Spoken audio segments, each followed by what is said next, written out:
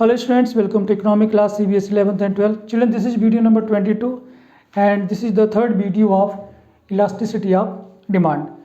So children, पिछले video में हम लोगों ने डिस्कस किया द डिग्री ऑफ इलास्टिसिटी और उससे पिछले वाले वीडियो में हम लोगों ने डिस्कस किया प्राइस इलास्टिसिटी का मतलब क्या है और प्राइस इलास्टिसिटी को मेजर करने के मेथड क्या है, हमने इसमें डिस्कस किया। इस वीडियो में चिल्ड्रन हम लोग डिस्कस करने वाले हैं factors affecting price elasticity of demand. जैसा कि पिछले वीडियो में हम लोग देखा कि जो डिग्री है वो 5 तरीके की होती है, या तो वो इनइलास्टिक होगी, इन और हाईली इलास्टिक होगी, लेस इलास्टिक होगी, जीरो इलास्टिक होगी, ठीक है, और इस तरीके यूनिटी इलास्टिक डिमांड होगी। तो इस तरीके से हम लोग बात की। इसमें हम चिल्ड्रन इस वीडियो में हम लोग डिस्कस करने वाले हैं वो कौन कौन से फैक्टर हैं जिसकी वजह से जो प्राइस इलास्टिसिटी ऑफ डिमांड है वो कम या ज़्यादा हो सकती है, ठीक है ना, उसके नेचर क्या क्या है। तो चलिए स्टार्ट करते हैं। Factors affecting price elasticity of demand. First आप देख सकते हो children, nature of the commodity. जो कमोडिटी हम लोग यूज करते हैं चिल्ड्रन, उसके नेचर जो है 3 तरीके के हो सकते हैं। एक तो हो गया नेसेसिटी, दूसरा हो गया कंफर्ट और थर्ड हो गया लग्जरी। अब देखते हैं चिल्ड्रन कि नेसेसिटी के हिसाब से हम इलास्टिसिटी किस तरीके से डिसाइड होती है। तो देखिए जो चीज़ हमारे लिए नेसेसिटी की चीज़ें हैं, है ना, अगर मैं उसमें बात करूँ वाटर हो गया, वीट हो गया, राइस हो गया, इनकी जो डिमांड होती है चिल्ड्रन वो इनइलास्टिक होती है, ठीक है ना।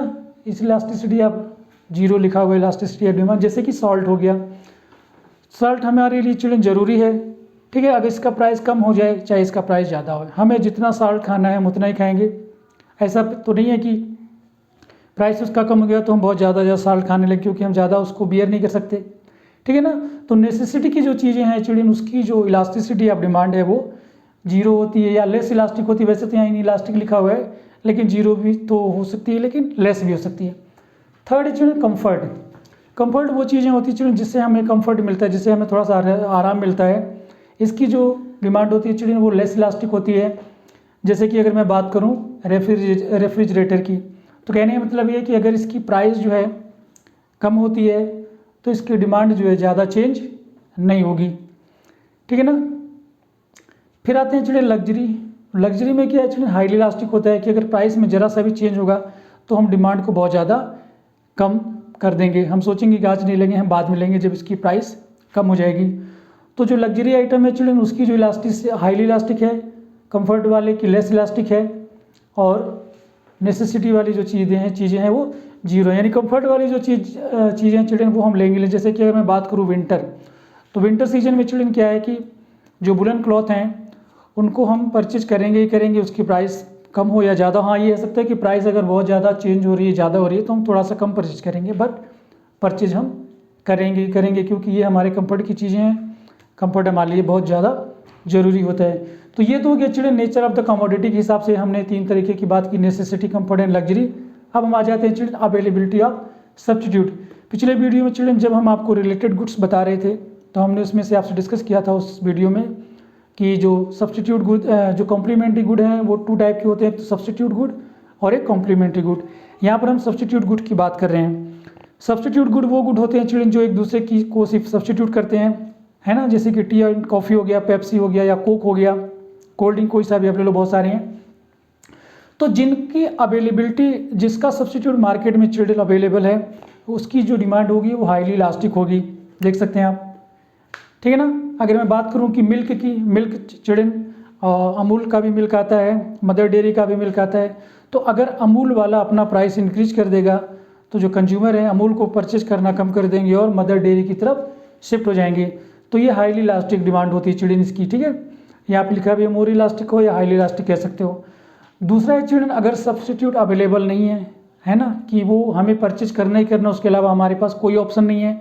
अगर मैं बात करूँ इंडियन रेलवे की, तो अगर आपको लॉन्ग डिस्टेंस की ट्रैवलिंग करनी है और चीप रेट पर करनी है ना, सस्ती जर्नी करनी है, लंबी जर्नी करनी है, तो आपके पास इंडियन रेलवे के अलावा कोई ऑप्शन नहीं है।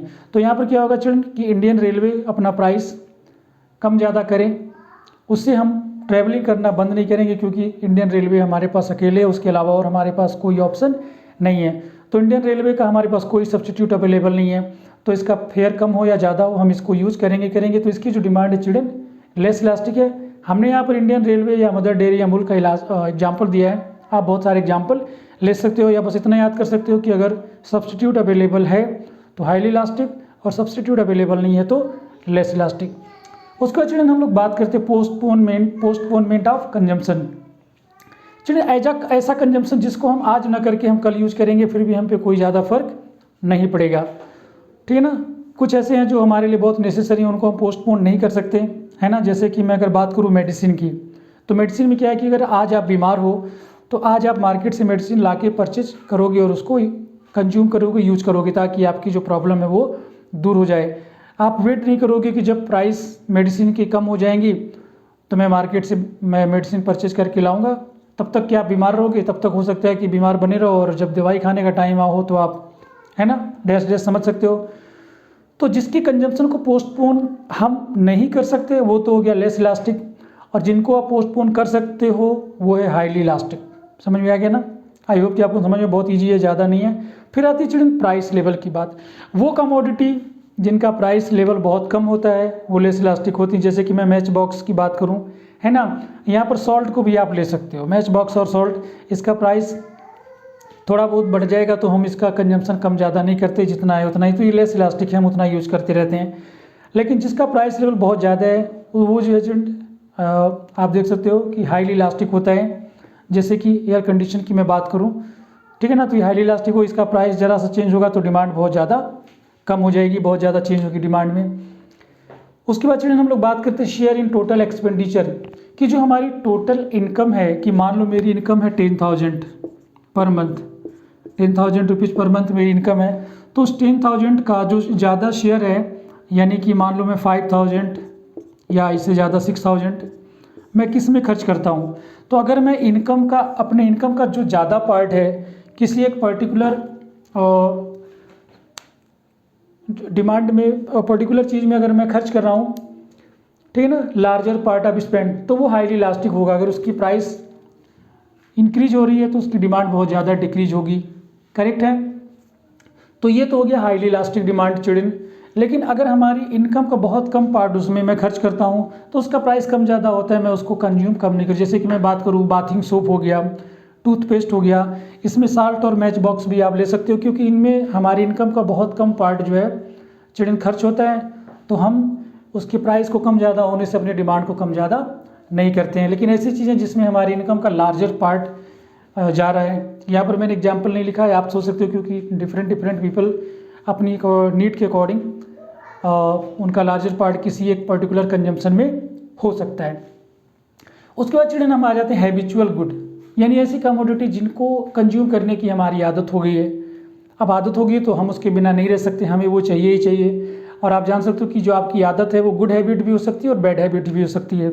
तो यहाँ पर मोस्टली जो बात की गई है चिल्ड्रन, आप दोनों तरीके से देख सकते हो, गुड हैबिट है वो भी नहीं और बैड हैबिट वो भी है। जैसे कि मुझे चाय पीने की आदत है चिल्ड्रन, ठीक है ना, तो मैं चाय तो पीऊँगा ही पीऊँगा, चाहे उसकी प्राइस मार्केट में कम हो या ज़्यादा हो। तो इसकी जो डिमांड होती है चिल्ड्रन लेस इलास्टिक होती है। आप देख सकते हो जिसकी जो वैल्यू है वो 1 से कम है। अब कोई पर्सन है उसको लिकर कंज्यूम करने की आदत हो गई है, ठीक है ना, वो दारूबाज है, तो उसको तो वो चाहिए, प्राइस उसका ज़्यादा हो या कम हो वो उतना का उतना कंज्यूम करेगा। भले खाने के लिए, वो अपने बच्चों को स्कूल भेजने के लिए उसके पास पैसे हो ना हो, लेकिन उसके लिए उसके पास इनकम आ जाएगी, ठीक है चिल्ड्रन। तो हैबिचुअल जो गुड होते हैं उनकी जो इलास्टिसिटी होती है वो लेस इलास्टिक होती है, लेस देन 1। उसके बाद चिल्ड्रन हम लोग बात करते हैं इनकम लेवल। इनकम लेवल में चिल्ड्रन आपने देखा कि हमारी कंट्री में जो है BPL यानी बिलो पॉवर्टी लाइन वाले बहुत सारे लोग, गरीब लोग हैं जिनकी इनकम बहुत कम है। एक मिडिल इनकम वाले होते हैं और एक हाईली इनकम वाले होते हैं।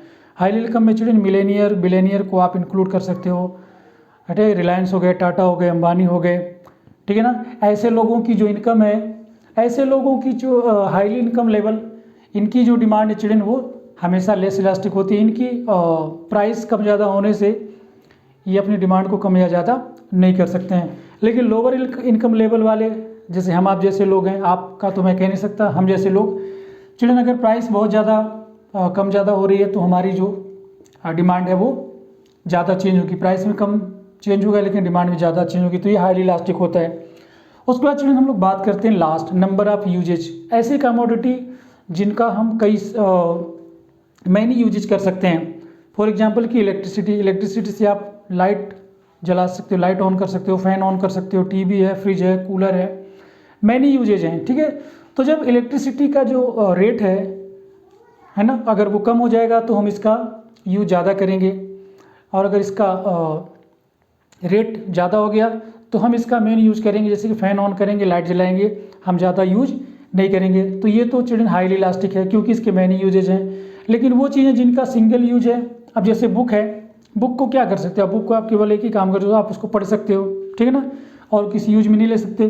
तो इनकी जो डिमांड है वो लेस इलास्टिक होती है। हमें चाहिए तो हमें चाहिए, मार्केट में जो भी उसका प्राइस है हम उस हिसाब से उसे परचेज करके लाएंगे। तो चिल्ड्रन ये हो गया factors affecting price elasticity of demand, और मुझे उम्मीद है कि आपको अच्छे समझ में आ गया होगा। So children that's all for this video. See you in the next video. Till then, take care and God bless you all. Thank you for watching the video.